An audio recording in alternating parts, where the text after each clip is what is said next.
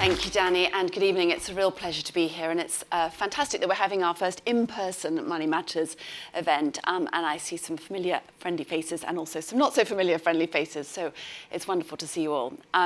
As Danny has said, I have been working in various aspects for gender equality over actually most of my career now. I have 6 daughters, so that probably has something to do with it, but I also, in all honesty, some of this is personal. And I want to share with you a little bit about my own career and why I've taken on this particular mission with my colleagues at AJ Bell to try to equalise money.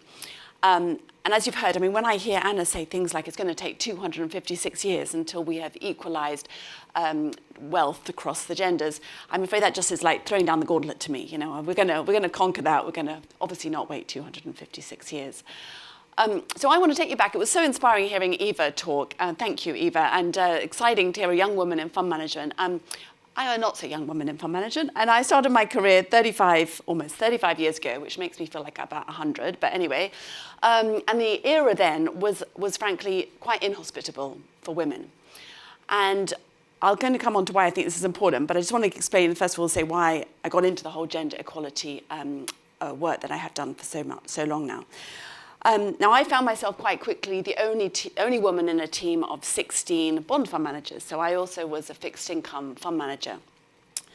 I actually I wanted to emphasise philosophy at university, so I came a slightly unconventional route. But anyway, there I was, the only woman in a team of 16, and I left and had my first child and came back. It didn't work any differently. I actually did work probably different hours, but not less hours. My work ethic was the same.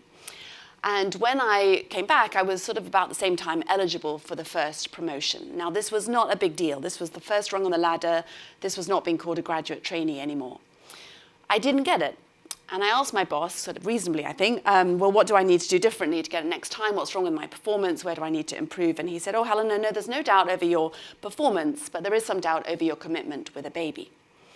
Of course, no one would say that these days because there's laws against that, but at least I knew where I stood. I mean, I was shocked, in all honesty, because I had never imagined that even though the evidence, you know, having 15 male colleagues, you'd have thought I might be smart enough to pick up that my gender might have something to do with how far I could progress. But I really thought it was going to be objective and down to merit and how hard I worked.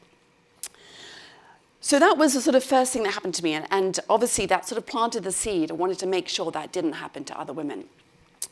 I was very lucky. I mean, it was perhaps not a huge surprise that I left that firm and joined another one that turned out to be more meritocratic and actually way ahead of its time. So Newton Investment Management was founded by a guy called Stuart Newton, who built a whole business and investment philosophy based on the idea that multiple perspectives, diversity of thought, are much more likely to yield the right answer to any complex problem than having all the same types of brain and experiences all working on the same problem.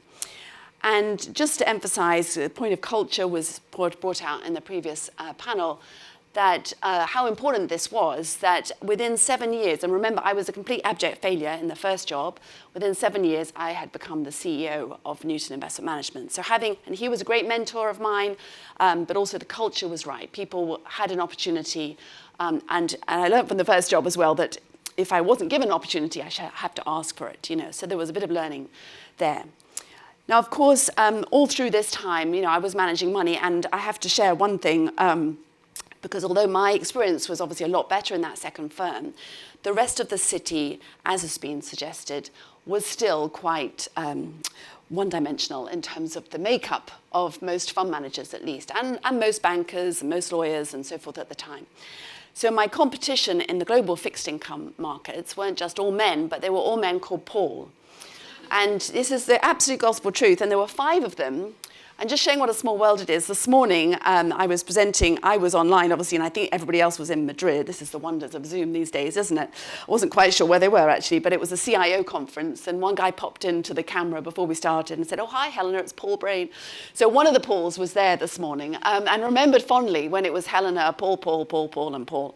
And sometimes I won awards, and to this day, I'm not sure if it was just because I was the only person that the judges could pick out from the lineup parade, as it were. So I learned there were some advantages as well from being a bit different. But by the time I became CEO, and after I'd sort of, you know, sort of earned my stripes in that role, I really thought, well, now's the time when I want to help other women. I don't think the path was very easy for me. I had a very supportive husband, and I had some mentors along the way. But what can I do to try to help and to try to fix the problem that has been alluded to already, that the industry has a very masculine image, and that's off-putting. I think it is genuinely one of the reasons, amongst many, why we have a gender investment gap, because it doesn't seem relatable. And often I think people think, well, I don't trust these people necessarily, and they might be patronizing as well. So there's all sorts of complex things that are going on when we are deciding, what to do with our money. So I started by trying to do a women's network, like a lot of companies do. And in all honesty, again, this was not a huge success. We had very enjoyable events, and the feedback was fantastic, but nothing changed. And then we had the financial crisis. I think crises are a theme of this evening, actually. There seems to be, only a few minutes in between all the crises. But we had the global financial crisis in 2008. And suddenly, of course, you didn't need to make the case. It was blindingly obvious that having one type of person, as it were, sort of in charge of things and running the show, was not great. It certainly wasn't optimal. And at that point, just about 90%, in fact, slightly more than 90% of the directors of FTSE 350, the top 350 companies listed in the UK, were men. And they're also very typically white, middle class, middle-aged. Actually, the average age was in the 60s, so actually quite even older than me, actually. Anyway, so this seemed a golden opportunity, but it obviously wasn't initially the first thing that we thought of in the financial crisis. But as the dust settled, I launched a 30% club to try to get from, as it was less than 10% female representation in corporate boards, to get to a minimum of 30. And I tell you this story really not to sort of brag about the fact that it worked, because we actually are at 35% now. So I don't run the 30% club anymore, but it clearly needs a new name.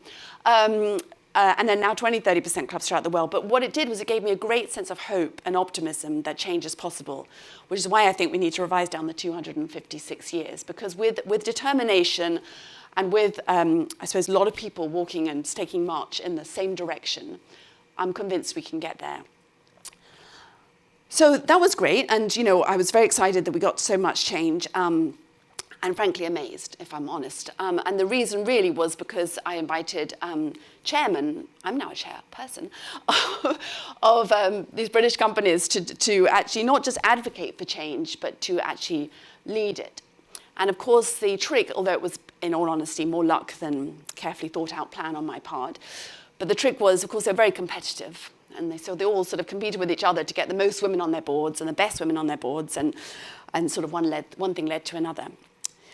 These days, I'm trying to do what seemed at the outset, started it 5 years ago with some other people, four of us founded it, the Diversity Project. And what we're trying to do there is to improve diversity, not just gender diversity in the fund management industry, but all types of diversity. We have, at the moment, I'm afraid, even today, only 11% of fund managers are women in the UK. It's actually gone down in the past 20 years. So although we've been making some progress on culture and, certain things have improved, certainly from my early days all those years ago, we've still only got 11% female fund managers. Only 20% of the entrants to our industry are women for that sort of graduate training program, as it were, that would lead to people to be fund managers. We have one of the largest gender pay gaps. I'm telling you all this so there's no surprises if you're not aware of this already. The only sector that has larger pay gaps than we do is investment banking sector, which is not, it's sort of like a close relative, really. When it comes to ethnicity, it's hopeless, frankly. Only 1% of fund managers in the UK are black. And obviously most of companies are headquartered in London, and 13% of the population of London is black. We have no data on neurodiversity, disability. We've started, as part of the Diversity Project, with 1,000 openly gay people as an ambition. I think we're up to something like 600 and something have come out and are openly either gay, lesbian, LGBTQ. I'll get all the definition wrong if I spell it all out. So lots and lots and lots to do. But I think it's all part of a joined up plan. So the idea we've now launched earlier this week is we're going to have a really concerted drive to get more women as fund managers. It's already been said that having financial independence, helps you to be more in control of your whole destiny. Beyonce actually had a wonderful quote. She was saying, money gives men the power to run things. And it's ridiculous, we shouldn't let them do that. And I don't believe we'll get gender equality unless we have equality, as for career opportunities, unless we have equality at home, or more like equality domestically, and wealth equality. So these are the big ambitions now, and it's moved on, as say, from having a few more people here or there, but we've announced a program, and just to give you a sense of how committed the industry is around this. So I don't want to say I'm a bit of a bully, because after a week where the former speaker gets thrown out of Parliament for that, I'm not a bully, but I'm just very determined. Okay, so about a week ago, I sort of sent around a thing to people. It was quite carefully thought through. I had had about 23 iterations of a paper on a future female fund manager program, to have a really targeted effort to try to have a program that really helps women succeed as fund managers. They get the technical qualifications that they need, but this will help them navigate their way through cultural, setbacks, how to present in front of a group of men, digital skills you need to succeed as a fund manager, navigating life events like telling your boss you're pregnant or asking for a pay rise. So very practical stuff. So I sent around this note, and then within a few days, we had a few people saying yes, they'd like to join, a few firms. We announced on Tuesday 10 firms as founding partners, and some of them are very big ones like Aberdeen, Schroders. I'm not sure if I'm allowed to say all this at M&G's offices, but anyways, no pressure, M&G, no pressure whatsoever. And then since then, about 5 others have come forward. And so with the scale that we could create with this, you can finally see a path from just being stuck, feeling rather miserable that we can't get more than roughly 10% women in fund management, and knowing that that plays a part as women look and think, actually, this industry is just not for me, and I'm afraid that people are going to rip me off or just not speak my language. It's just one piece in the puzzle. There are many others, and some of which have already been touched on tonight, and others that we're going to take, I think, in the Q&A. But I'm really feeling very optimistic that finally we're on a path whereby there'll be more people like Eva, who perhaps you can relate to a bit more easily than somebody who's, perhaps a little bit condescending, very ancient, and grown up in a different era.